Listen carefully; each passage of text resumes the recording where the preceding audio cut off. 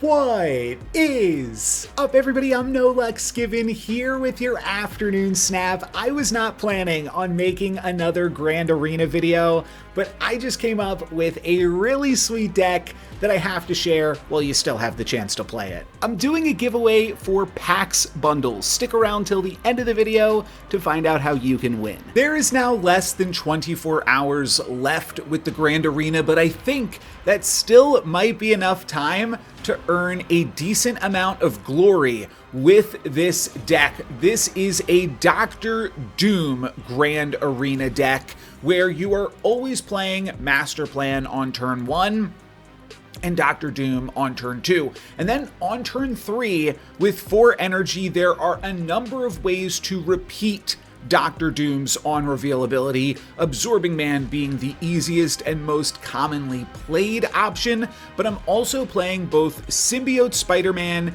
and Grandmaster. And in order to further take advantage of those Doom bots, we have a few cards in this list to go over the top. Mockingbird is the most straightforward one, and on turn 3, Mockingbird is always a 4/9 or cheaper depending on the random locations, and that is already, I think, good enough. Just a 4/9, it avoids Shang-Chi like the rest of the cards in your deck, and is just a really efficient stat line. But as you copy Dr. Doom's ability multiple times throughout the game, you can potentially even get a free Mockingbird out of the deal, which is incredibly sweet.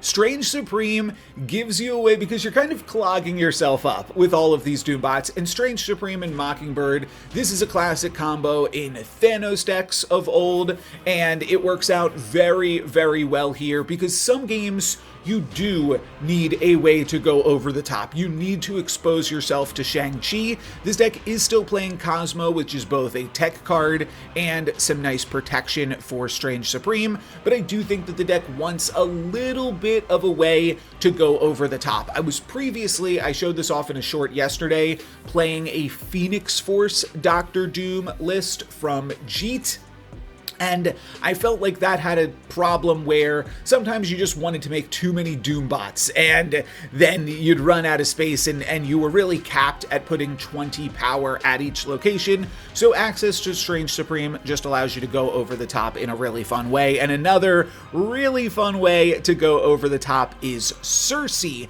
which you can use. And I don't know if I should have made this deck list bigger. Let me do that real quick here while I am chatting about the final cards.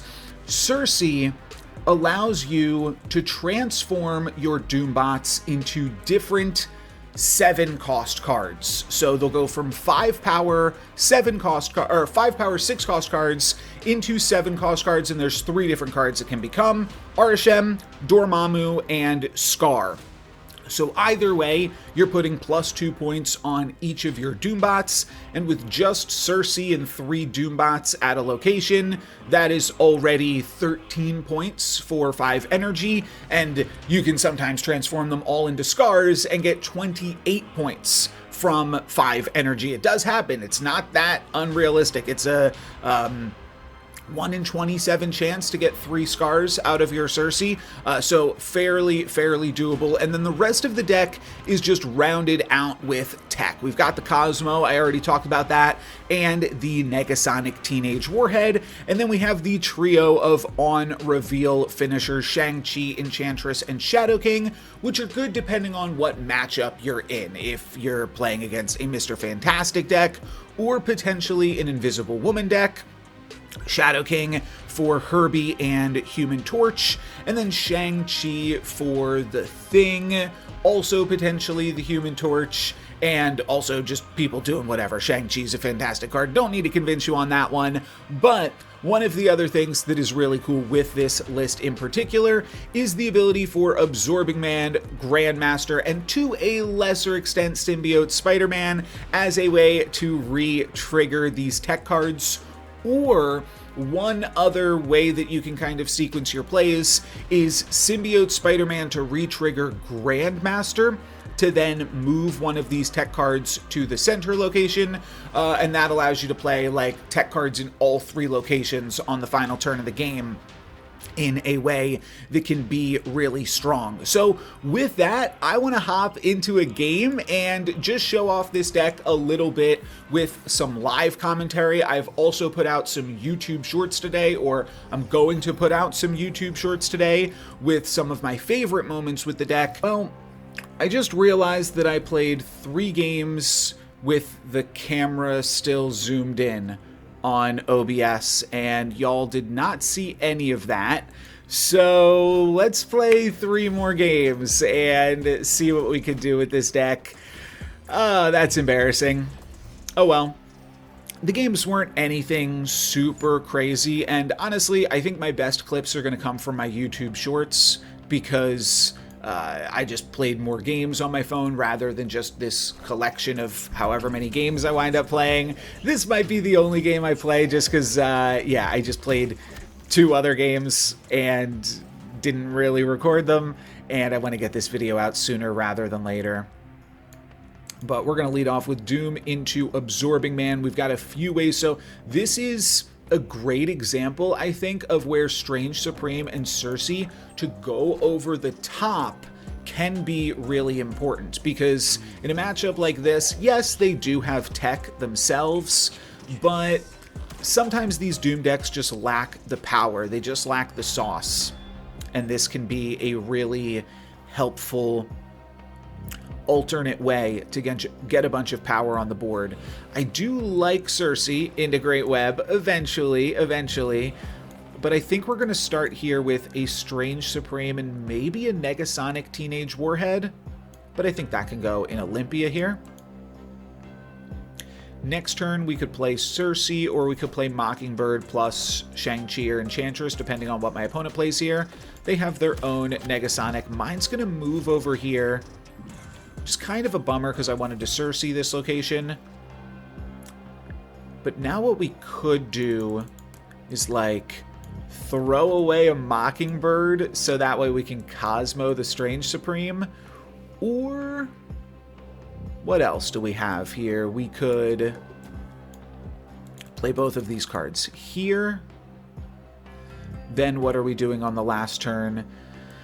Yeah, the other thing I was eyeing up, I suppose, is like Shadow King to make me lose 7 power and battle through the Negasonic. Both of those plays seem bad, but maybe this is fine.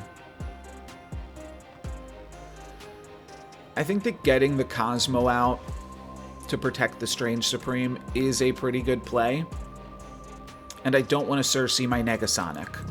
So let's see what happens out of this one. Mockingbird's only going to get more expensive, so it's actually fine to just run it out there. Kind of an interesting line, but I think it's good. Yeah, and then armor, and armor to trigger the Negasonic. Okay. Oh, and then I lose my Cosmo. That's a bummer. I can still play in the Great Web, but I can't play greatly into the Great Web. Actually, this is a pretty great play, isn't it? Absorbing Man, make another Doombot here and another Doombot here. This is open to Shang-Chi, of course, and then finish off with Cersei. I think that's the best play I'm going to be able to find.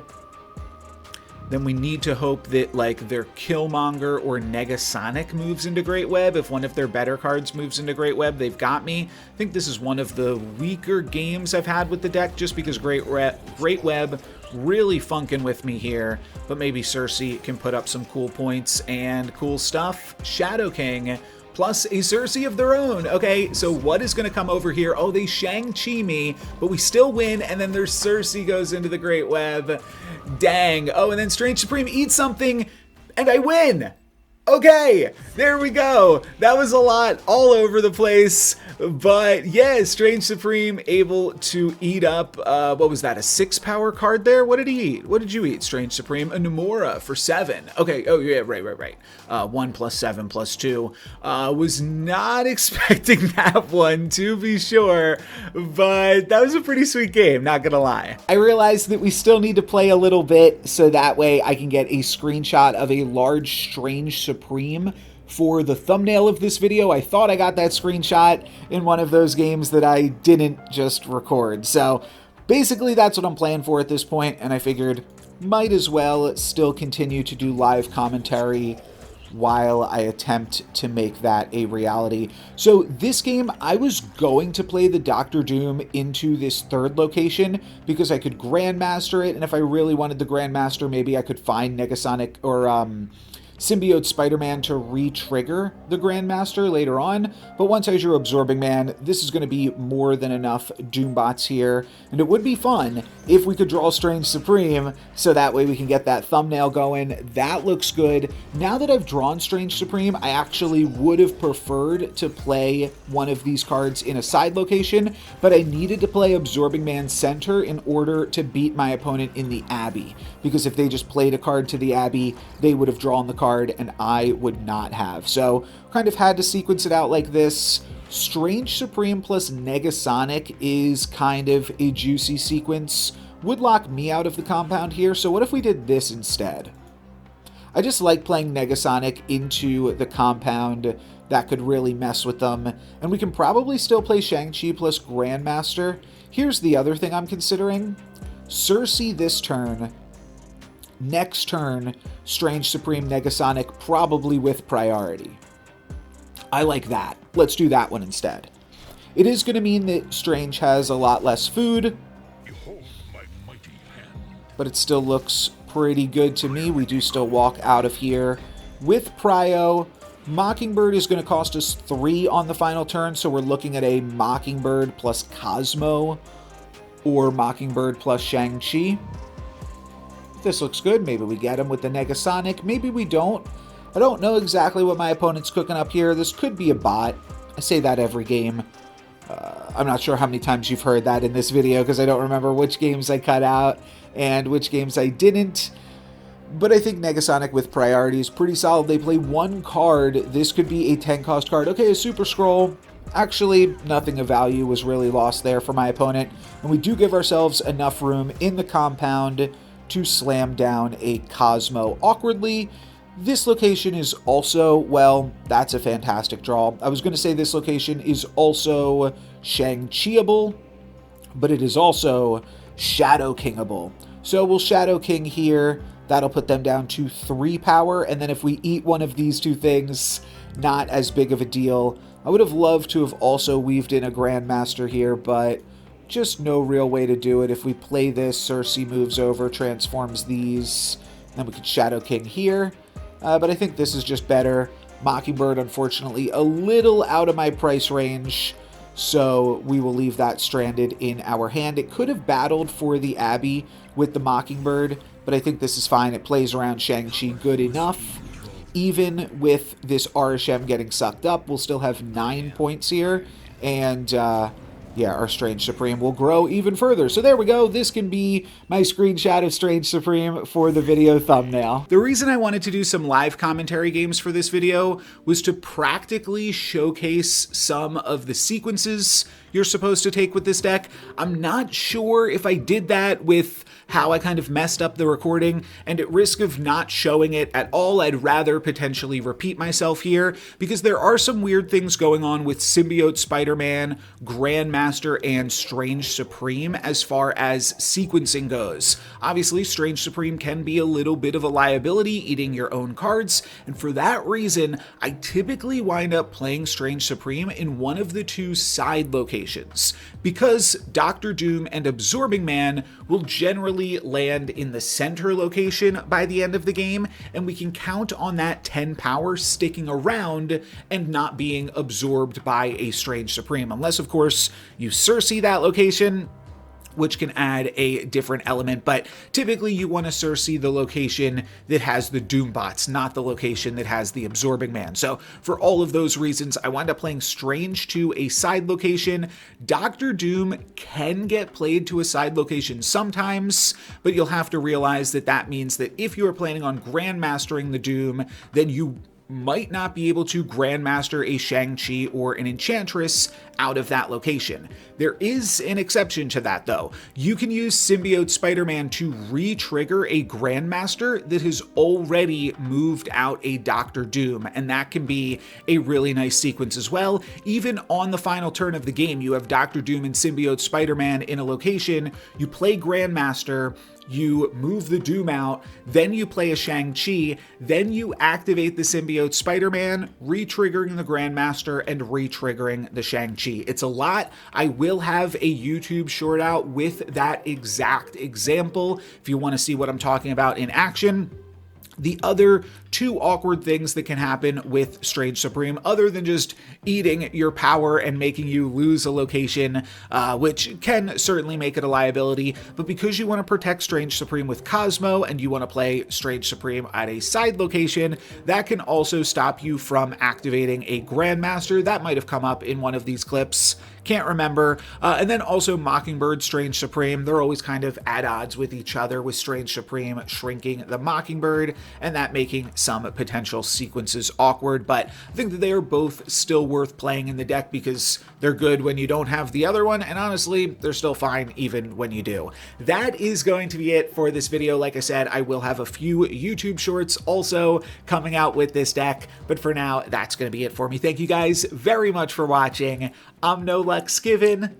Peace. To enter into my giveaway, there are 3 things that you need to do. The first is subscribe to this YouTube channel. The second is leave a comment on any of my videos. This season, every comment will give you an additional entry into the giveaway. Limit 1 per video, but you can comment on all of the videos that I upload throughout this season. And the third thing that you have to do is join my Discord. And the reason that I need you to do that is so that way I can contact you if you win, because YouTube comments, you don't always get the notifications for things like that. So join my Discord, leave a comment on all of my videos, and subscribe for more Sweet Marvel Snap.